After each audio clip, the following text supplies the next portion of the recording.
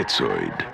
Welcome to That's Canon, Episode 9, the film podcast where we discuss the Canon film library and other similar movies. I'm your host, Phil. And I'm Greg. Greg, we watched the 1980 film Schizoid, or also known by Murder by Mail. Did you know that? Did you know that had a second title? I was just like sitting here like, what? Really? Huh? You're like, already with different facts and I guess so, yeah. Trivia. I was too busy thinking about, I was actually trying to think like, which episode are we on? Are we on 10? I thought we were on 10. Oh, well, welcome to That's Canon Episode 10, a film podcast where we discuss the Canon film library and other similar movies. I'm your host, Phil, who can't keep track of the episode number. And I'm Murder by Mail. And yeah, did you know Murder by Mail is also called Schizoid? Whoa. So what have I told you that the director-writer of this movie was also a director-writer of a previous movie we watched already, Greg? Wow, you're just like blowing my mind left and right now. Okay, so wait, I've got the list of movies here. That's the only reason I went to go look at the numbers. Let me see here. It's not Joe, it's not Beast in the Cellar or Crucible of Horror because those are British. This felt very American. It doesn't feel like Make a Jaws of Death. I'm gonna guess either Gas Pump Girls or Savage Weekend. Savage Weekend. Okay, awesome. David Paulson also wrote and directed Schizoid. Interesting. Wait, that was the soap opera guy, right? Like he did Dallas or Dynasty? Yeah. Little did I know that like that one other film that he did was also a Canon film. Interesting. And kind of like a sort of slasher movie too, right? Yeah. I definitely would call this a slasher movie. Yeah, definitely. This more so than Savage Weekend. So I mean, I guess good for him for moving up in the world a little bit. This is definitely a better movie. He's definitely stepped up in his abilities. I would say. Oh yeah, definitely an upgrade from Savage Weekend. I guess he learned. I mean, there was that was the one that had been made in like the mid 70s, but not released until later, right?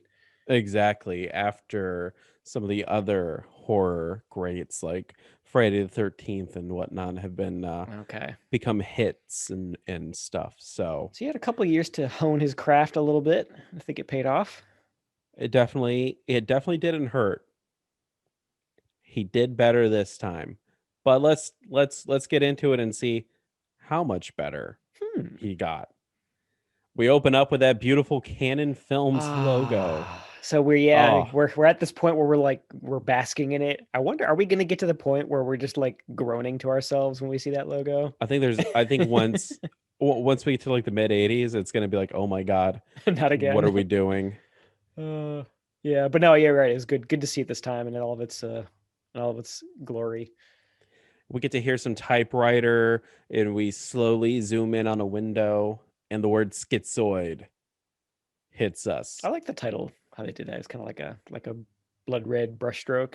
Yeah. It starts out white, transition to that, that like someone wrote it, right? Yeah. Someone wrote Schizoid. That's where we meet Julie. She's typing on a typewriter. 80s. Yep, exactly. I think I couldn't think of it would only be more stereotypical 80s if she had a giant computer monitor. Oh, like one of those like green monochrome. Yeah. Julie is played by Mariana Hill. She was also in The Godfather Part 2 and High Plains Drifter. She also starred in an episode of Star Trek, Dagger of the Mind. Original series? Yes. Okay. That makes 2 Star Trek. Actually, no, 3 Star Trek in this movie. Yep. It does. I think that was like the next chips for this episode was that there was just a lot of Star Trek people in this one. Heck yeah.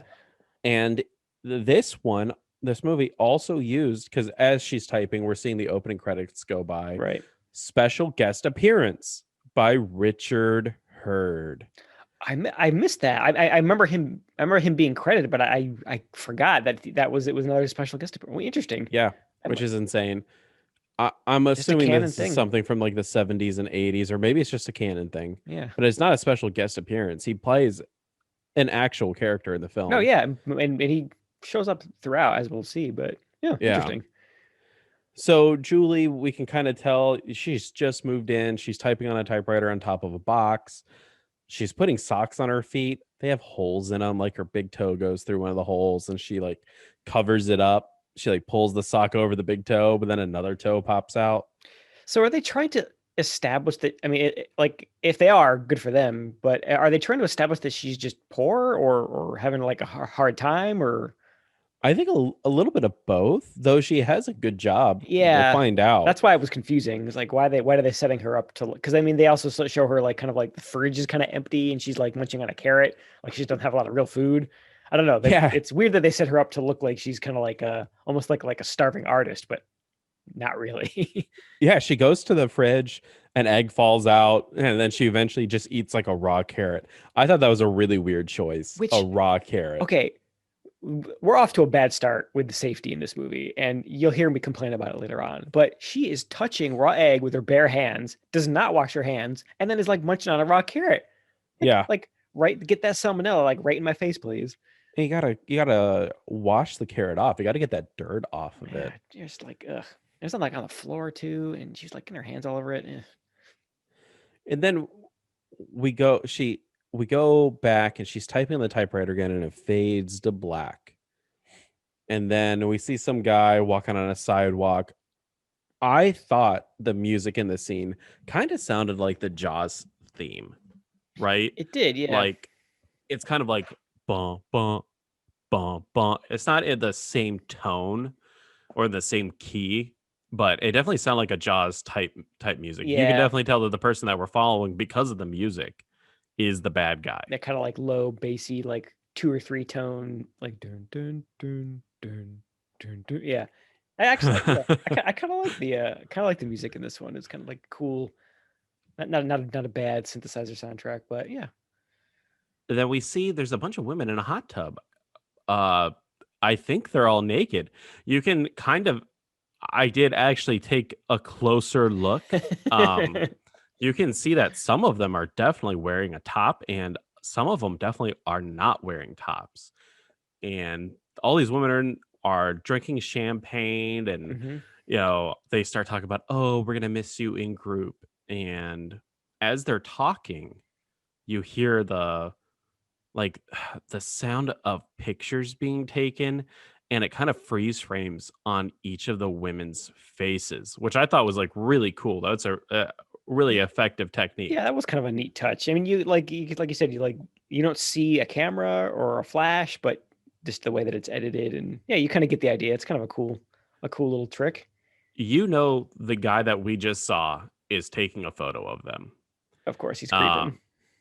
Julie is there in the hot tub talking with everyone, and she's talking about how she recently got a divorce. hmm And we also find out that she still works with her ex-husband at the newspaper. And Julie says something like, oh, he still thinks I'm his property. And then another woman goes, that's because he's a man. He's a man, darling. Yeah. And then there's like a lot of man hate. They're talking about, oh, you should like get him fired. You should string him out by his Yeah, tonsils. I remember that line, the stringing up by his tonsils, and she like makes like a weird like guttural throat noise. It's just She really does.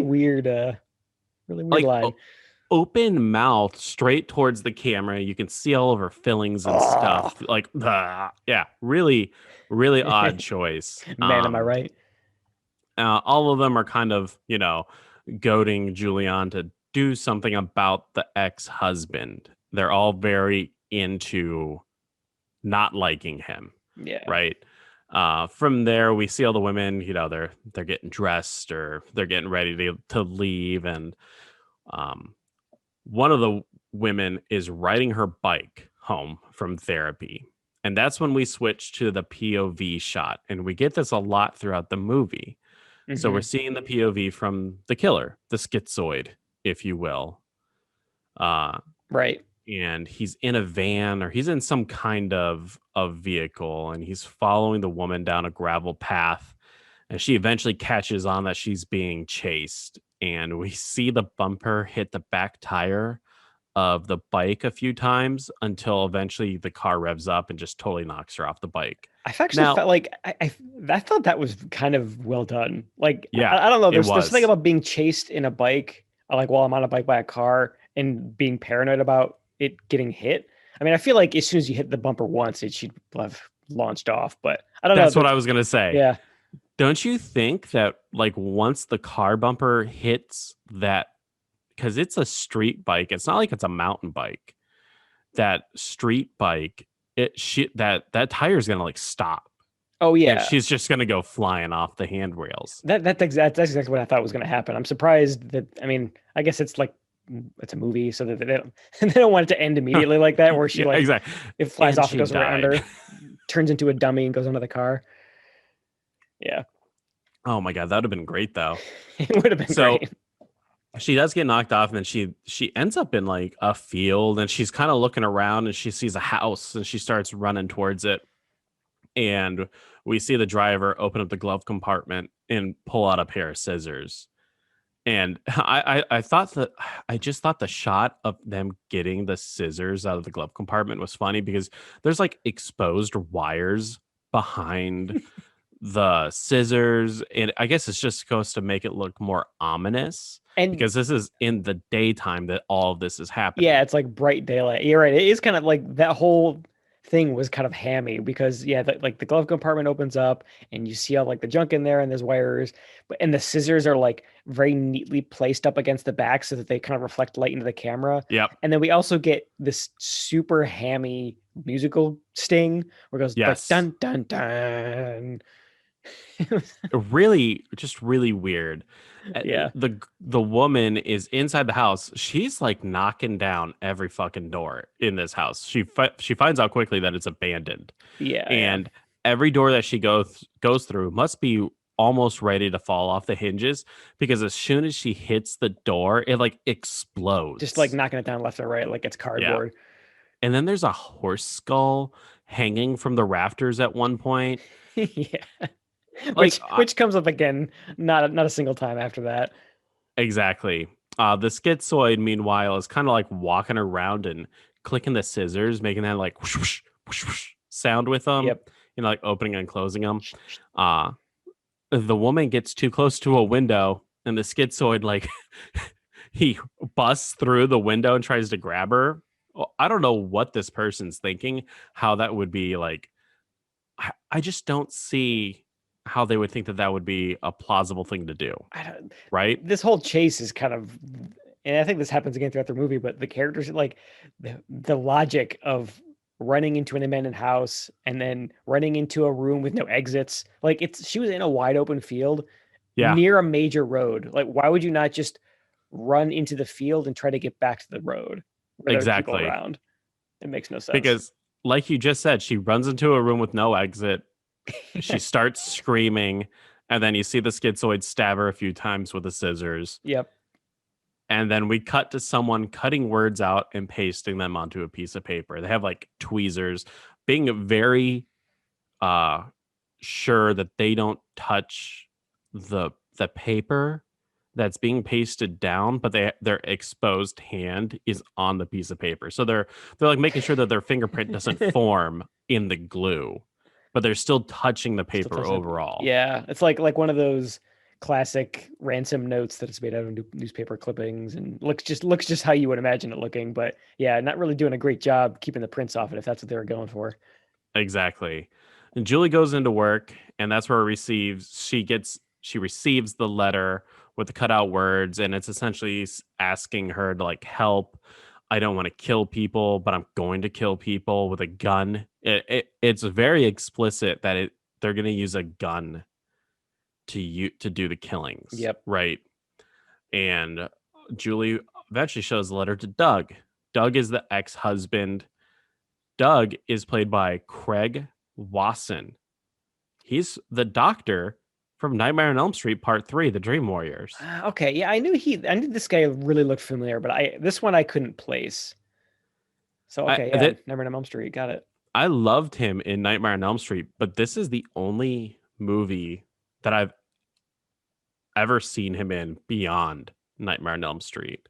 Really? He just didn't do that much after Nightmare on Elm Street. I thought like I would assume that his credibility would have shot up because Nightmare on Elm Street Part 3 is one of the better sequels, if not the best Oh sequel. yeah, definitely. Yeah, There, that's. I feel like for it. I feel like I've seen him somewhere else, but yeah, maybe not. Maybe he has one of those faces. I think he has. I think he definitely is like one of those. He's got that face, and you just think that you see him, but Other he's guys just who look like him. he's just generic man number one, Yeah. right? So we find out that Doug is the ex-husband, and he's telling Julie that she should go to the police. Um, and then he also suggests that they would have made it if she never went to that therapy group. And then Julie's like, "How are the divorce papers coming in?" Totally blowing him off. Yeah. A low blow, to be sure, for Doug and his ego. It's weird that they are working in the same workplace. Like after that must be really awkward. I don't know. I don't see why someone would actively date someone that they work with, because you would have to assume that if things go south, you're still going to see them quite often. Yeah, unless you want to quit your job, which I think the women in the first scene, don't they say like, why are you still working there? Exactly.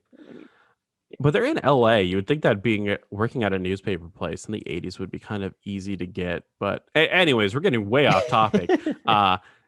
Doug is also in the process of hanging wallpaper. He's choosing which wallpaper that he wants to use in the art room in the newspaper office. Right. And Julie's like, "How do you even know how to do this?" And Doug's like, "Oh, my family's a wallpaper hanging history. Like they know how to hang wallpaper." I don't think it's that hard to hang wallpaper. I don't know if a lot of people still do it, but isn't it? It's essentially just put the paper up on the wall, glue it, make sure that it's straight. Yeah, I mean, it's one of I feel like it could be one of those things that's harder than it looks to like get it straight and not have, I don't know, bubbles or things and having it line up or getting it wrinkled. I don't know. I ain't no wallpaper expert. Yeah, as every episode, we ain't no expert on something, and it's definitely wallpaper this time. Definitely wallpaper. After Julie tells Doug that he's choosing just hideous wallpaper, we cut to Julie driving up in her Volkswagen Beetle, and we see a POV shot. So, usually in the horror movies, if you see something from a POV, you're assuming that it's the killer or the bad guy. That's your murderer cam. But it's a little too early for Julie to be any mortal danger at this point. So it's probably going to be a gag. Julie is walking past a car, and the door opens up just as soon as she's like at the side of the door. Right. And that's when we meet Gilbert. Gilbert's played by Christopher Lloyd. Yay. Christopher Lloyd is an actor who was in Back to the Future. If you don't know who he was in Back to the Future, you should stop listening right now and actually go watch a good movie. I was gonna say you're on the wrong side of the railroad tracks. If you ain't exactly. Back to the Future. So we're introduced to Gilbert, and he seems like a very serious guy, but he has like that quiet anger, I would say. Yeah, and he's such a great voice, though. I love listening to him talk. He does have a great voice, and he makes mention that he's working on the boiler in her office. But he also says something like, maybe you should get a new boiler too. The guy's very into boilers because that's what he does for a living. He's a boiler man. Everyone's got something, I guess. So then we realize that Christopher Lloyd or Gilbert, they're all there for a therapy group, and they're all there to see Dr. Fales. Dr. Fales is played by one of the creepiest German actors I've ever seen, Klaus Kinski. Yeah. Klaus Kinski, I know him from Werner Herzog's Nosferatu, the remake they did in the 70s. Interesting. Was he... He was the vampire. Yeah, what's his name? Ulrich? Olaf. Kind of Olaf, yeah. No, wait. Not Olaf. That doesn't sound right. Olaf is from fucking Frozen. What the hell? So... Oh my god! All I know, what do they call him in that? Erlich. So they actually call him Count Dracula in Nosferatu the Vampire, but in the original Nosferatu movie, where it was Max Schreck, They couldn't they get the call rights to him. it. Yeah, they couldn't get the rights to it, so they ended up calling him Count Orlok Orlok, there in we that go. one. I knew there was like an LOK or LOCK in there. Okay. Yeah, I mean, either way, I can't really see him in as being like an imposing Dracula figure because he's just kind of a weird looking dude. Like he I, is. I had a couple of like funny names for him, and the best one that I could come up with was Sigmund Frog. He does kind of have like a frog face, He right? does kind of look like frog faced. He's the shrink. So that's the best I could come up with. But he's just a weird looking dude. I don't know. I mean, is it'll come up later, but women seem to like throw themselves at this guy, and I just don't get Yeah. it. In case you've never seen Klaus Kinski, he has a very big forehead. His everything else seems to be very scrunched at the bottom of his face, like his eyes, nose, mouth. They're all built on top of each other. Just like it just seems like a face that got smashed and then stretched. He looks like he's made out of taffy or something. And then he also has very bright blonde hair in this film. And Yeah. you know what? That's a perfect way of saying it. It looks like he's made out of taffy. Sigmund What a Taffy. very succinct way of putting it. So Klaus Kinski plays Dr. Peter Fales, and we're introduced to Dr. Fales. He's watching a woman undress as he watches the people come into his house for the therapy group. So he's like Yeah. looking at both at the same Yeah, time. he's like looking out the window, but then like casting like sideways glances at this woman in the bathroom getting undressed with the door wide open. It's odd. Yeah. And so I immediately assume, okay, that's the wife. He's just, getting a peek before he goes to work. Yeah. And so Dr. Fales goes over and he's like, "Are you all right?" And the woman replies, "Yes, daddy." Yeah. And then I'm like, "Oh my God." Ew, he's creeping on his daughter. Exactly. And I think it's just the way that Klaus Kinski is. I immediately bought that he was a creeper, that he is having some kind of incestuous relationship with his daughter. It was very odd at this point. I didn't know what to think. But the daughter's Yeah. name is Allison, and she's played by Donna Wilkes, who was in Jaws 2. She plays one of the kids that get trapped on the boat when they're all going to Cable Junction. Okay. Now, Dr. Fales gets to work and he's talking to Gilbert, and Gilbert's talking about how he gets angry when he gets done with work because essentially he has no one to talk to, no one to be around. He's lonely. He's lonely, as I think a lot of people are right now during this pandemic. He talks about how he loves being at work because he gets a feeling of satisfaction when he gets something done, right? As we all do. Yeah. I mean, I know that I get very satisfied when I work on the boiler and fix it. Exactly. I would be extremely satisfied if I installed a boiler. Yeah. It's very concrete, very tangible. Julie agrees, with him because I think he's talking about something that we all feel, right? Gilbert goes, "I deal with my anger by walking it or driving it." And he kind of gives a brief explanation that when he's feeling angry, he'll go out and walk. And he's like, "Oh, I walk at the supermarket like 2 a.m." And then we can assume that driving it means that he drives around while Just he's aimlessly. upset. Yep. Something to get your mind off of the situation. While all this is happening, Allison is sitting in Dr. Fales' office, listening to everything going on through what would you call it? Like a squawk box? Yeah, it's almost like an intercom or something. Like it was like his assistant's desk or something. Yeah, Listening in on the she's sitting session. there painting her toes and whatnot. And I think that was one of the confusing parts, was a lot of Allison's motivation for things. Yeah. I guess I can see like she's bored and she just wants to hear people talk, but all that we know about her right now is that she's the daughter who got naked in front of her dad Didn't and seem to care all that much. yeah, and started showering. Really weird. Not a lot of Yeah. motivation is set up for a lot of these characters. Weirdness just Uh, runs in their family, I guess. it does. With a face like that, yeah, Oh, poor it Klaus. would. Um, Poor Sigmund Frog. so Sigmund Frog, all the people in the therapy group, they start honing in on one of the other people's husbands, kind of being mean to him, berating him. Right. Julie does stand up for the husband who's not there to defend himself and kind of being like, hey, we should stop being mean.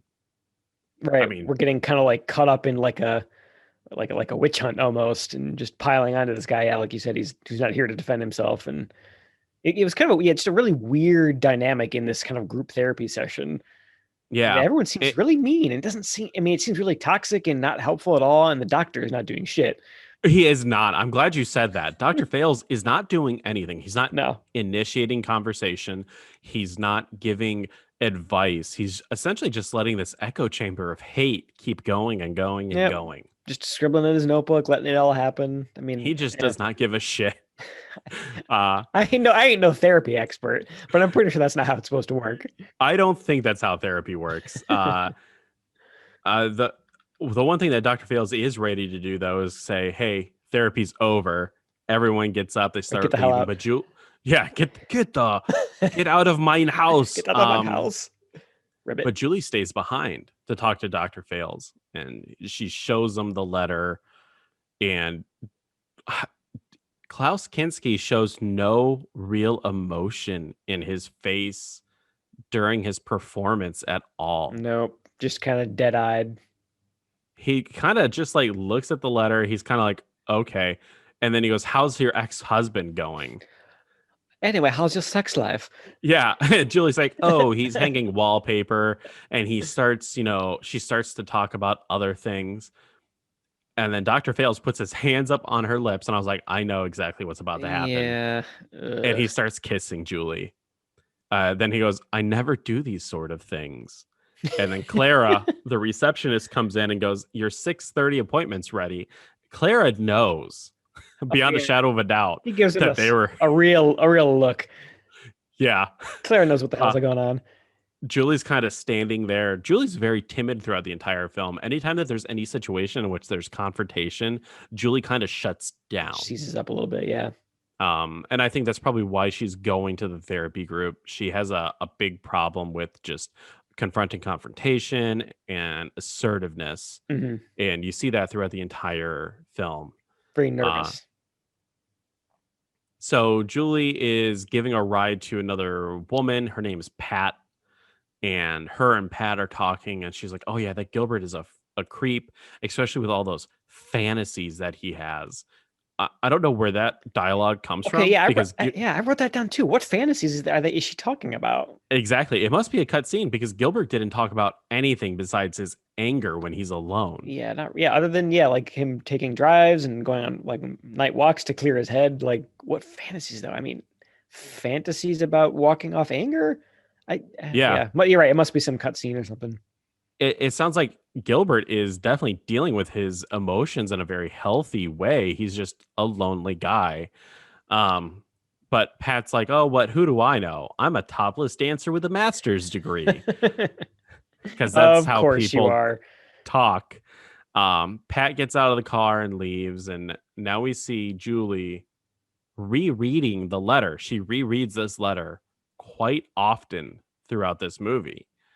She gets into an elevator, and did you see how insane the elevator is set up, Greg? Did you like? It looked like a closet. Yeah, it had a normal door. Yeah, I mean, I ain't no elevator expert, but I'm pretty sure that they didn't even look like that back then. I mean, maybe they. Yeah, who knows?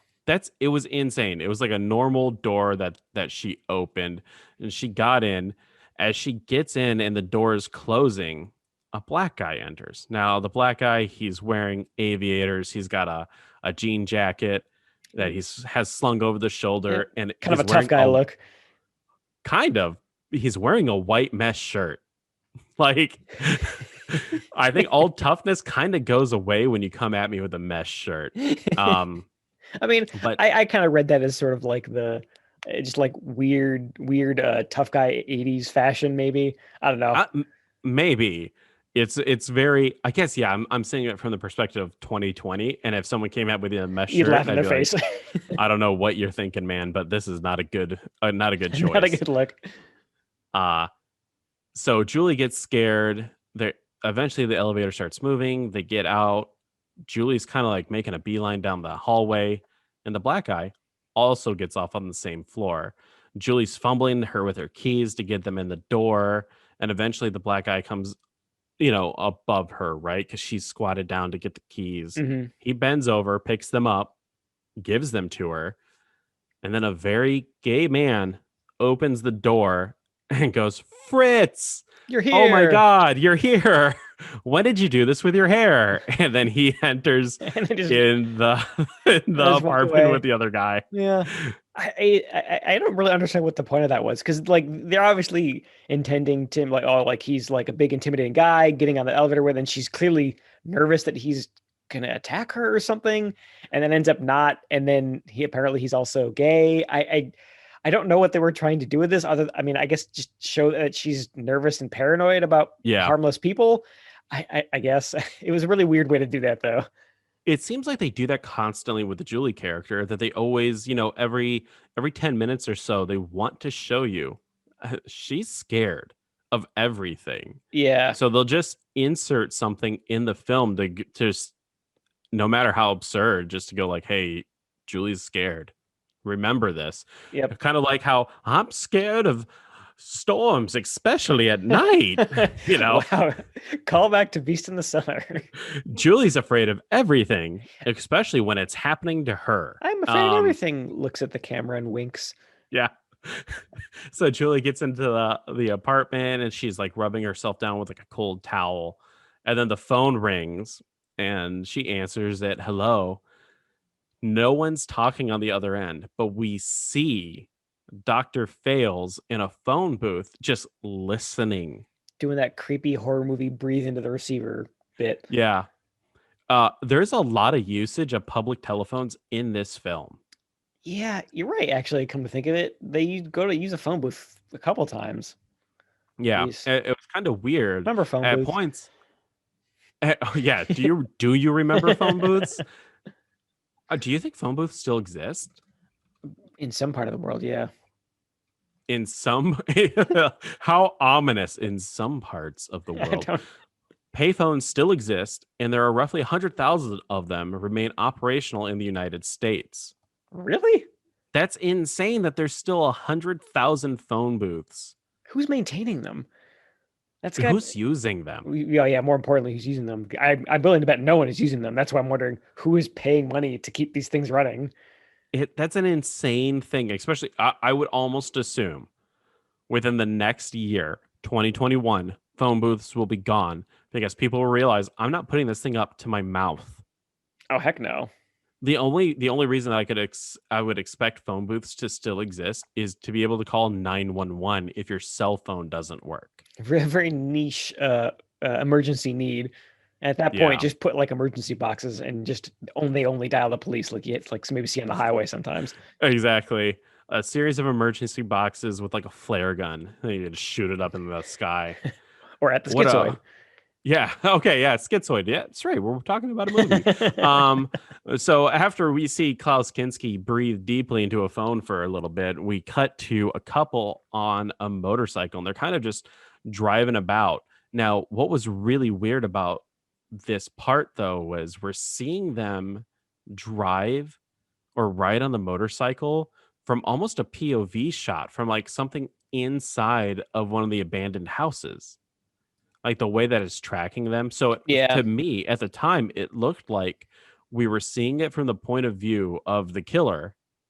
And I thought like maybe this is just the killer's stomping grounds, but it's not. No. These couple, they go into a barn area and they start fumbling to try to get out their clothes. The woman realizes that she's cold, and the guy's like, "Don't worry, I got this." And he closes the barn It's like a door. garage door almost. Yeah, yeah, it is kind of like a garage door, and a dead body. The dead body of the woman in the beginning of the film falls down, and people are screaming. and all of a sudden the cops are like driving down the dirt road. And one of them almost fishtails. I don't know if you noticed that. Yeah, I did. This is like a theme for how horrible the police are in the city. These two cops, when they show up, I'm like, these two cops are going to get the job done. Every cop is worthless in this They're movie. so dumb. Every one of them. We meet our two lead detectives for the film. Lieutenant Donahue, he's older. He has a gray suit on. He's definitely more grizzled. He's not really shook by anything. Right. And then there's the younger guy, Jake. He's wearing like a brown suit. He has a unibrow. Yes. He's poor guy. He's got like a black turtleneck thing going on. And they see the dead body. Now, Lieutenant Donahue is played by Richard Hurd. I know him as Mr. Wilhelm from Seinfeld. I don't know if you're a Seinfeld fan, but he's one of the bosses that like George Costanza he's has. he's like not the Steinbrenner guy, but the one who actually like comes to his office sometimes. That's right. Exactly. That's right. And I knew him from, this is one of the other Star Trek connections, is he was Admiral Paris in Star Trek Voyager. Really? Yep. I think Voyager is the one that I've watched probably the fewest. Okay. I don't think he shows up until near one of the later seasons where they actually start to make, like, because he's back at Starfleet HQ and they finally start to find a way to like communicate with Voyager way out in the Delta Quadrant. And he's Admiral Paris. He's Tom Paris's son, or his father. And he's like, he shows up in a couple episodes, but I don't know why my brain always just seems to go to Star Trek when I see these random character actors. I think a lot of these character actors, just because of just, you see them, they're definitely like, oh, it's that guy. Yep. Because Jake is also that guy. His name he's played by Joe Regalbuto. And the way that I know him, when Little Phil existed, I saw him on Murphy Brown. He was one of the lead characters on Murphy Brown. Wow. He was Frank Fontana. He was also in the Schwarzenegger film Raw Deal. Haven't seen that one.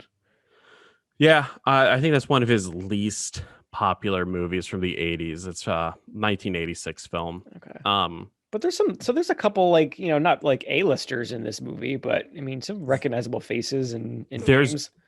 Oh yeah, there's actual legitimate actors in this film. I mean, Klaus Kinski alone, right there, you've got like a very international name. Right. Jake says probably one of the best lines in the movie as he's looking at the dead body. And it's definitely one of those like grizzled detective lines. He goes, I keep wondering how many of these things I got to see before it stops turning my stomach. And then we cut to nudes, cocktails, signs. This grim murder scene, and then like smash cut to titty bar. There's no easy transition. We see Pat, who, remember, she has the master's degree, but she's also a topless dancer, and she's dancing inside the nude room, and it's all illuminated red, and she's strutting up there like a chicken with her head cut off. What she is doing is not sexy at all. No, just the terrible, the worst stripper. A lot of high kicks, a lot of like just kicking into the air in general with high heels. I can only imagine this must have been like really awkward for her to do, because they probably just said, okay, you're stripper and action, and then just like let her kind of try to figure it out. But yeah, she ends up doing a lot of these like Rockette dances, and it's really, really odd. They definitely had no budget for like a dance coordinator or anything.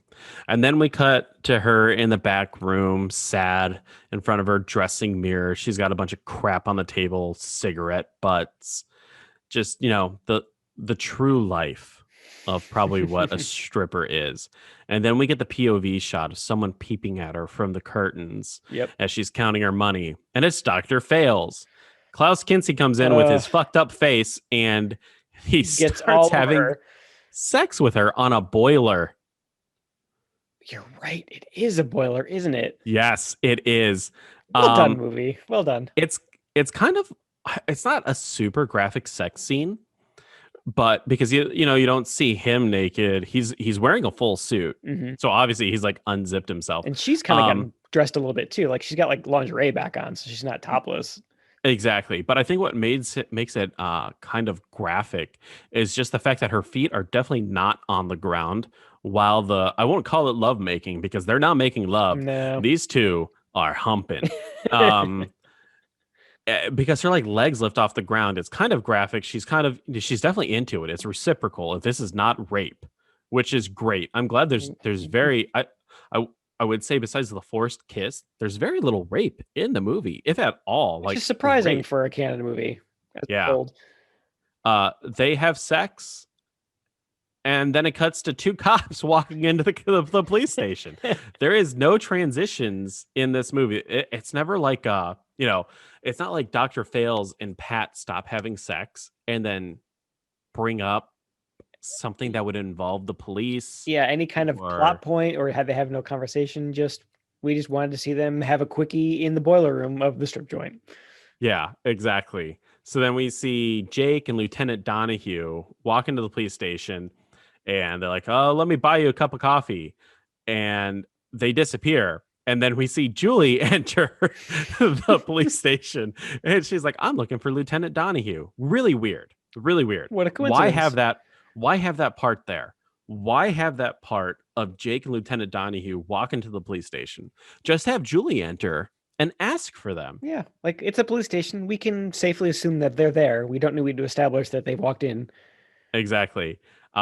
Julie eventually meets Lieutenant Donahue and Jake, and Lieutenant Donahue is a straight up cold motherfucker. He has no time for Julie.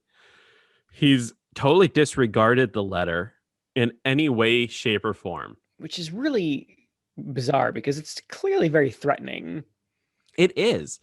Uh, it's threatening. It's not threatening anyone in particular. It's just threatening that violence will happen. And that's what Lieutenant Donahue gets at. He's like, this isn't pinpointing anyone for violence, even you. There ain't nothing I That can do we here.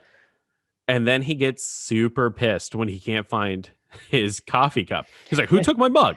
My damn coffee cup. Yeah. And then Jake gives it to him and he kind of gives him a shit look. It's a really weird interaction all around with these Yeah, guys. I guess they were trying to establish like doing like the kind of the grizzled, don't take no shit cop. But I guess that's what they were trying to do. But it just falls flat, and it just sounds goofy. There's actually a Yeah. really goofy line. He says it's like he's looking at the letter, and he says this letter is as phony as a $3 bill. Yes, It's like he does. I guess so. Because in the letter, they're asking for help. And Julie's telling the cops, she's like, "I'm going to reach out to this person through my advice column Hmm. to give them help." And he's like, "Don't do that. You just write a Lonely Hearts column and you're just going to get a lot of copycats." Yeah, And Jake is kind of hitting on her, pseudo hitting on her. a little bit. And Yeah. Julie's let on that she's going to a therapist. And Jake goes, "What's a pretty girl like you got to go see a therapist for?" And Julie's like, "Well, it helps me write my column. And a lot of people need help," Yeah, which really, is true. yeah, really Everyone. demeaning way to to refer to her. Like, what's a pretty gal like you even at a therapist like that? Like, Exactly. ew, A lot of people out there need someone to talk what a to. creep. Jake probably needs someone to talk to because he goes, "Yeah, tell me about it. We clean up the mess." Essentially, he's totally disregarding mental health Yeah, yeah. and people just kind of revert to, animalistic I guess killings. you go see a shrink and you immediately want to go kill people. If Klaus Apparently, Kinski was my shrink, I would probably be worse off than I was before I started going to I'm it. having nightmares about frogs. Yeah. I I think he is nightmare inducing. He has such a good villain face. That's true. Um It is great casting. I'll give it that. so after we cut to Pat leaving the building that says nude dancers, it's definitely not subdued at all, which is kind of No. weird when you think about it, right? Like I I I have been to a topless bar in my previous younger self, And it definitely didn't have just the name of nude dancer. It always had like a more alluring name, or a name that would kind of hit. It's a gentleman's club, Yeah, right? It's usually not a, it's a little bit more subdued. It's a little bit more I mean, even the outside is usually not like in giant murals, black lettering, nude, yeah, nude, nude, nude. I mean, it seems like it's like a truck stop strip club. exactly.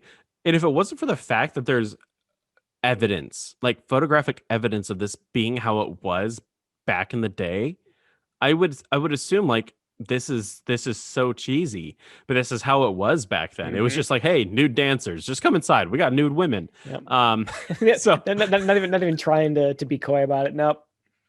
Naked yep, ladies in here. Come on in. naked ladies. So Pat leaves the nude dancers building, and we're seeing it from the POV of the killer. Yep. And they turns the car on, and she's walking down the alley, and then she goes onto the main street. A bus screeches by, and we see Pat do this really weird stretching thing. And it almost looks like she's about to do Tai Chi on the Yeah, sidewalk. yeah. Kind of I weird. think She gets in. it's like she Oh, was go just ahead. like I think she was just trying to like practice a dance move or something. That's Or what maybe it's that's what just I assumed it was. practice the dance move, or it's like the end of the day and she's stretching out Stretching all the out. creeps, the smell of the creeps. Stretching out. There you go. Uh, she gets on to the bus, and this was probably the most human thing I've seen anyone do in this movie. She takes her chewed gum and puts on the back of the seat Oh of the God. bus. This is safety grossness issue number two that I've got with this movie. She's like touching all these nasty public bus like handrails, and then she puts her fingers in her mouth to get the gum out. Yes. Ugh. And but she looks around. She looks so guilty doing this because she knows She it's does. wrong. Yeah. She's like, first off, I know it was disgusting putting my hands in my mouth, but sticking the gum on the back of the seat, Yep. that's Didn't want to get even caught. worse. Yep. We see the car kind of trailing behind the bus. Pat's not in on it, and she walks down another alley. A lot of alleys Yeah. in this part. This whole scene is like, aside from the fact that it's at night instead of during the day, it feels like a carbon copy of the first kill. We get the same Hmm. beats. We get a chase in the car. She runs into a building. Then he gets out of the car, chases her through the building, kill, repeat. Yeah, and that's what kind of makes it so hard and probably really boring to talk about, is because it's exactly what you just said. The car is just following her. We see the POV shot. Glove compartment opens. He grabs the scissors. There's a lot of walking and a lot of chasing. Hmm. Pat eventually meets her arch nemesis, the locked fence door. Despite the alleyway probably being, wingspan length in width, Very narrow. and the gate being a little bit above her head, she apparently can't climb over it. She's like, that's okay. I wrote this down too because she's like 90% of the way climbed over the fence. She Yeah, just like moved that gives one up. foot over the and you're like there. You're pretty much gone. And but Yeah, she just hangs there on the side of the fence looking back at the creep who's kind of slowly getting up to her and yeah, just does nothing, just screams at him. the Again, one thing. ugh, Yeah, go ahead. just like going back to the first kill, like just weird choices, weird inhuman choices made by the people who are being killed here. Like no one in their right mind would. I mean, it's horror movie logic. I guess you give them a pass, but just climb over the fence. Don't walk into It the is dead horror end. movie logic, and it's so frustrating though. I think the chain link fence thing should be outlawed. If you Everyone who's listening to this, if a deranged killer is coming up to you and you're at a chain link fence and you can't climb over it, take your shoes off and use your toes. They're like fingers on your feet. And you use that to put them in between the chain link so you can climb up it, Exactly. like our ancestors used to do when they would climb things before we became smart enough to go, we'll build steps. Exactly. Like that's the thing. Like if you're running from your life, like for your life, you would find a way to get over that damn fence. Or you'd Like start fucking fighting. It's a pair of scissors. exactly. I think In the end, it's a pair of scissors. yeah, it's not like he's got like a gun trained on you from a distance. Like do something about it. Granted, they're very large scissors. And if anyone has ever been cut by a pair of scissors, or someone that got killed by a pair of scissors, I'm sorry. I didn't mean to make light of it, but it is a pair of scissors. So Yeah. Pat can't climb a fence. She starts pleading for her life as the killer approaches, and then the killer just stabs the shit out of her. Yep. Pat is dead. Womp, womp. Uh yeah. No blood on the scissors. Did you notice that? None. You Very get a little couple of blood stabs. overall. Very little blood overall. I mean, I think you see a little bit on her hands when she's kind of like trying to fight them off. But yeah, I mean, you get a couple of stabbing motions like from like a right close up onto the scissors, but they're like perfectly clean after every stab. Not any blood whatsoever. They don't want to like they don't want them to get rusted, I guess. I guess They're so. very conscientious of their killing It's tools. their favorite scissors.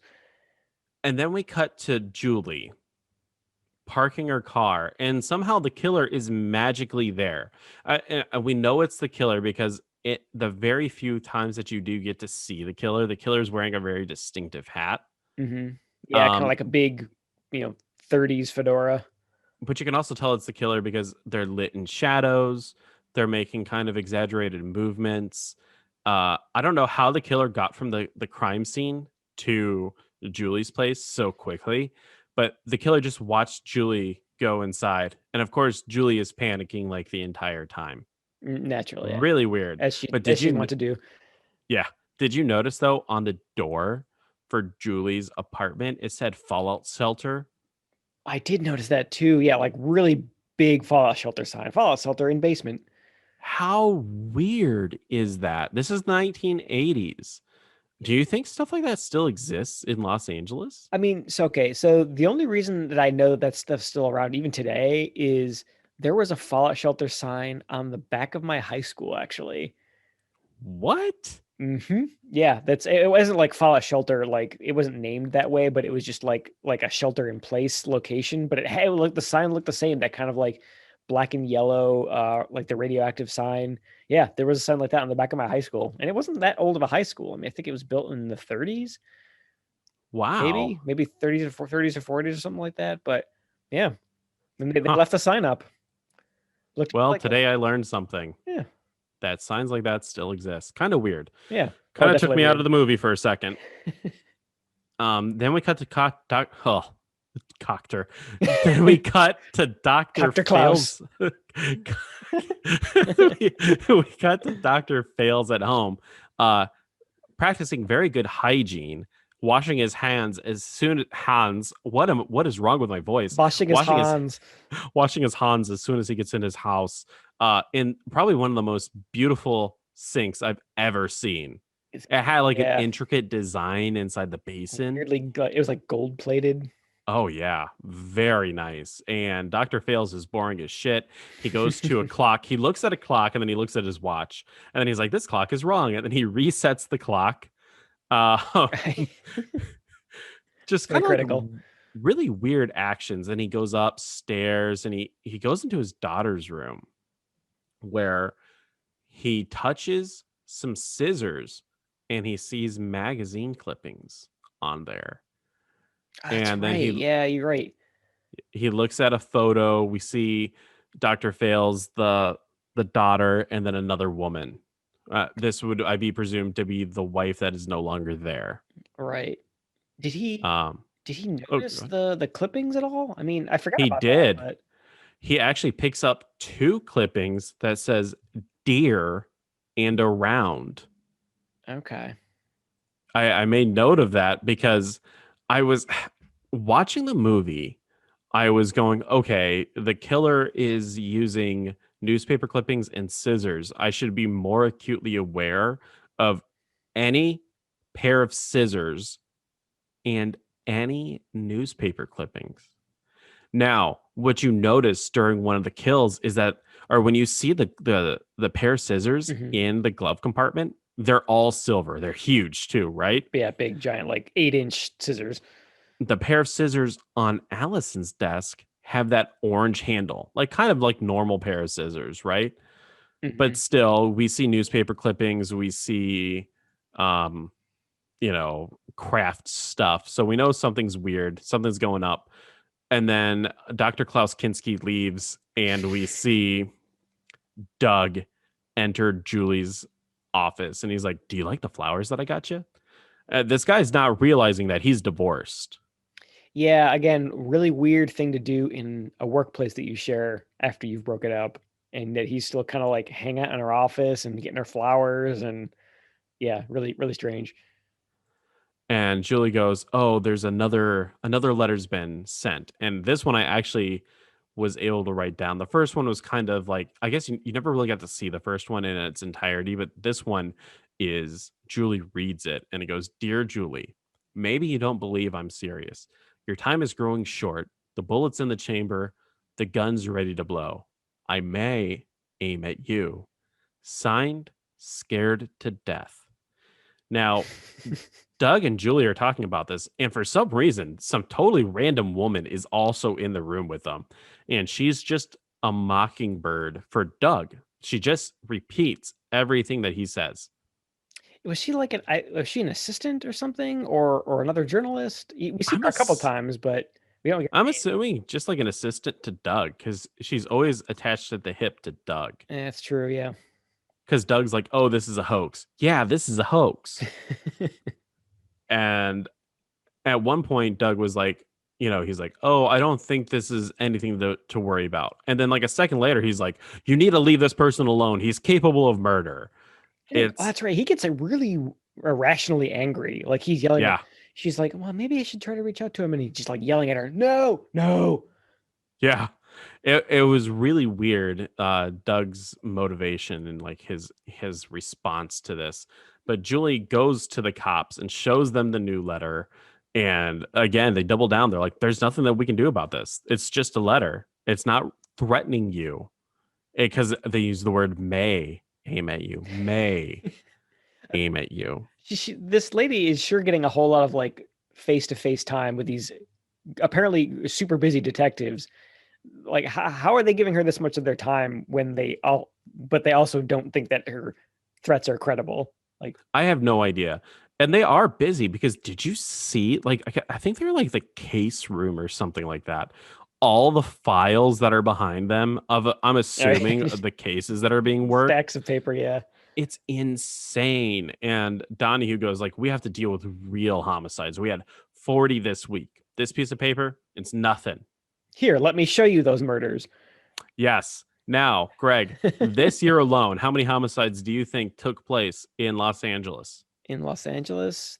You said this month or this year? this year? This year so far. I'm gonna go ahead and If the say figure that I have is this month, horrifying. I'm gonna say 10,000.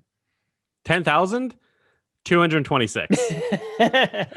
But I guess, if you went, this is the 80s, they had 40 homicides this week.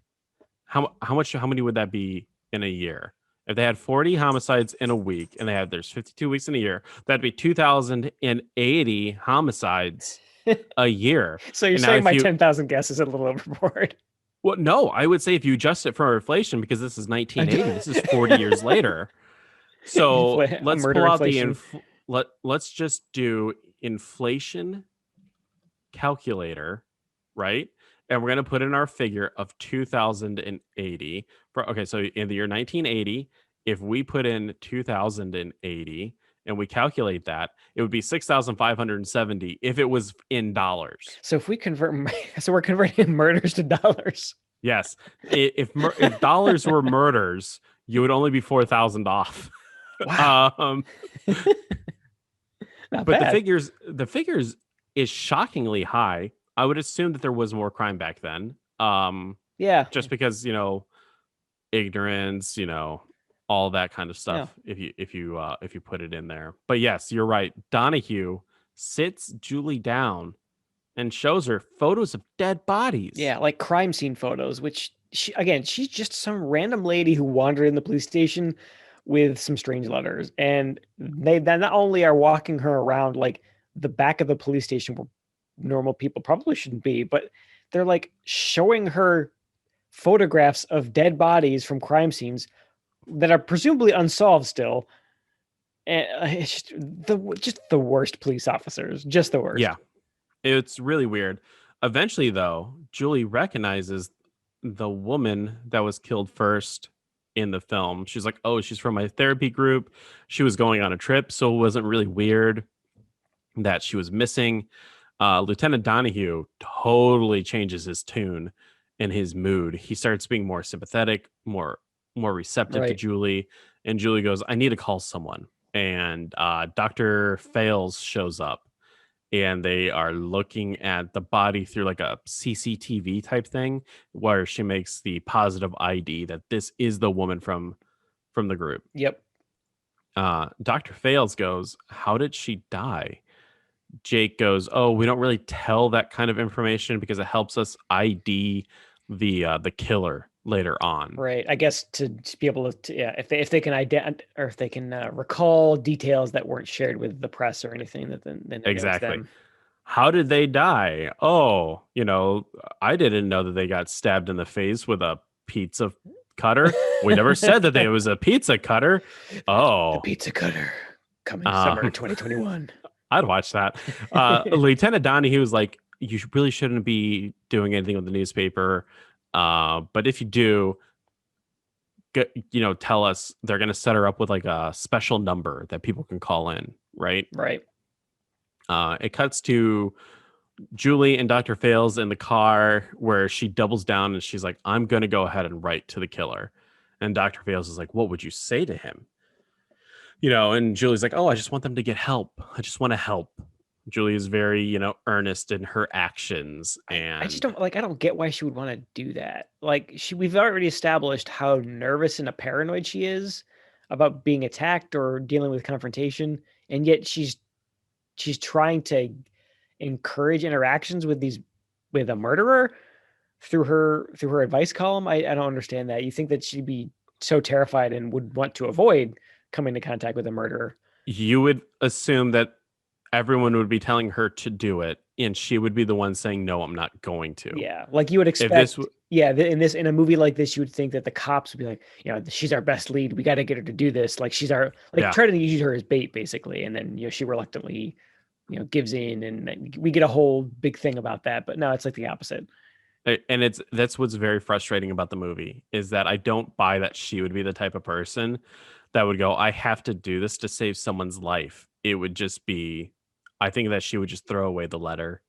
I don't buy that she Yeah, would try to be the hero. be super paranoid and move out or quit her job or something based on what we've seen of her so far. But no, yep, this doesn't make her nervous. Everything else does, but Yep. So it cuts to the Julie. She's like alone in her apartment and she starts typing on her typewriter again. And then it cuts again. I don't get, there's so many of these where it just shows like Julie doing or someone doing one action and then it cuts to a totally different scene.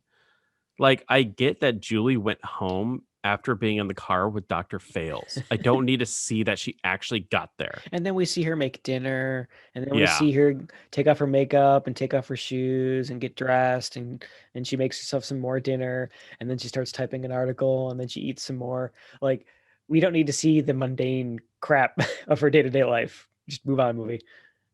So the next day, Jake the detective is there and he's holding a piece of paper. It says, "Dear Julie." And Julie's like, "Oh, I found this on my door." And he's like, "There's can't offer you witness protection. No one's making a threat." And he's like, "Well, go ahead and we're going to set up that phone line for you." But did you notice when he's kind of like walking around the room talking to Julie, he picks up a 12-inch pair of solid silver scissors. Yep, I did. Yeah, like right off a shelf, just kind of like he's just like mindlessly like picking up and looking at things in the office, and he does it a couple Yeah. times to some other crap in the room too. But Yep. you see those scissors, they like you said, they're like big stainless steel, shiny scissors, and you can't miss them. Exactly. Dun, And dun, Jake's like, "Are you dun. are you sure this isn't someone that you know already?" And she's like, "Well, how would I know?" And he's like, "Just be careful." And then we cut to someone putting words on a piece of paper. And again, they're very careful. They're using like tweezers and whatnot. Right. But it's definitely a hand. It's a woman's hand. You can tell just by Okay. how it looks. I did. Yeah, It's a I didn't woman's notice it hand. was. I didn't look at the hand too closely, but yeah, I would imagine you'd be able to tell the difference. And so there's like words, it's like murder, and then we cut to a typewriter and says, "Dear Julie." it's really weird how this is happening. Hmm. Because we don't see the end of any one thing. And then we see Julie's Volkswagen pulling up to Dr. Fail's office. And Dr. Fails is there to greet Julie. Obviously, it's not a professional call because Dr. Fails is kind of like hugging her and being sweet on her. Uh, Yeah. then we see Allison kind of she's inside the house and she's kind of storming about and she starts peeping from them from a different window. And we can see that she's getting more progressively upset as Dr. Fails and Julie are talking. She Yeah. doesn't like them interacting with each other. Not at all. I think. I mean, I think that's why they show you that picture of her and Dr. Klaus and the mom who's presumably dead. So I guess you sort of understand that she's, getting upset with this woman kind of like barge her way into their life and take the place of her mom. She gets so upset that she goes to Dr. Fail's office and pulls out a gun.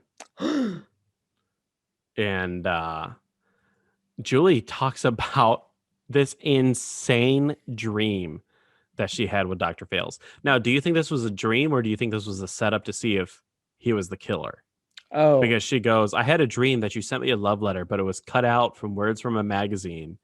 And when you found out that that's when someone found out that you sent it to me, you killed her. I didn't really actually consider that. That's a good point though. I didn't get the feeling that she suspected Dr. Frog at this point, but maybe she did. I don't think that she's smart enough to do it. Yeah, That's subversive. yeah, because like you established at this point, I mean, she's just so nervous around anything, and I feel like Yeah, trying to confront someone that she thinks is a murderer, she would not be as cool and collected as she is in this scene. no. And Dr. Fails is like, oh, how did I kill her? And Julie's like, I don't remember. Then we see Allison holding the gun, kind of like rubbing it on her face. No And trigger then discipline whatsoever. She none. got like the barrel on her lips and her fingers like on the trigger. Ugh. She's definitely, it's very sexual the Yeah. way that she's holding the gun. And Dr. Fails and Julie kiss. And then as soon as they kiss, he breaks it. Dr. Fails looks up and he like locks eyes with Allison Up in the up in the window, yeah. house. And then he beelines it in there. He's like, "Where's my daughter?" And there's like a maid cleaning. She's like upstairs, and then Allison hides in the bathroom. And he's Dr. Fails finally says like, "Hey, we have a guest over for dinner tonight." And Julie's not really saying, or Allison's not really saying anything Yeah. in response back. Cut to Lieutenant Donahue kicking the shit out of a trash can because they just found a dead body. Yeah, he's pissed. Yeah. He is. He's a really bad cop, but man, when he finds a dead body, he takes it personally. Oh yeah. One of these days I'm gonna stop puking my guts out seeing these dead bodies. Yeah. No credit cards, no wallet, nothing. It looks like the trash man actually did their job today. And then Jake is like, "Oh, it's probably just a hooker." Lieutenant Donahue, you think every woman is a hooker? And he's like, Yeah. Jake is like, "Oh, she had 2 pounds of makeup on her." Must have been a stripper or a dancer or something. Yeah.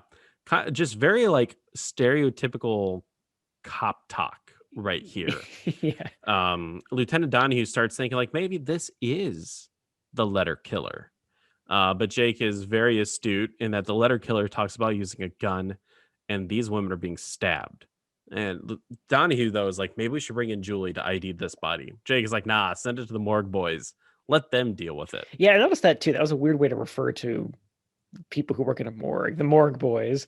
The morgue boys, as if they don't deal with enough shit. They deal with dead bodies on a daily basis. They should at least give them respect on like calling them by their proper title or maybe their names. I don't know. Maybe morgue boy. I mean, that kind of sounds like a cool band name, the morgue boy. The morgue boys. They sing songs like the Pet Shop Boys. I was working in the lab late one night when I saw a dead body and it gave me a fright. Cut to Dr. Fails lighting a candle. It's dinner time. We see Allison. She's getting makeup and, putting on a face and whatnot, painting her nails again. And it's just Dr. Fails and Julie sitting at the table. And I would assume this is what dinner is like with Klaus Kinski. Awkward silences. Awkward silence, smoking a cigarette, looking very intensely into nothing. Yeah, really. I mean, this whole dinner scene is awkward, but it even starts off awkward. They're like sitting, just the two of them in the dining room, just not talking. Yeah. Even Julie's like, maybe I should leave. And he's like, no, stay. No, stay, please. Having Allison, schnitzel. yeah. Und Schnitzel, yeah. Allison finally shows up. She's wearing a dress. She has like a shawl thing on. She looks very nice. She looks ready for like a nice dinner. Yeah. And Julie goes, I'm Julie. I know who you are.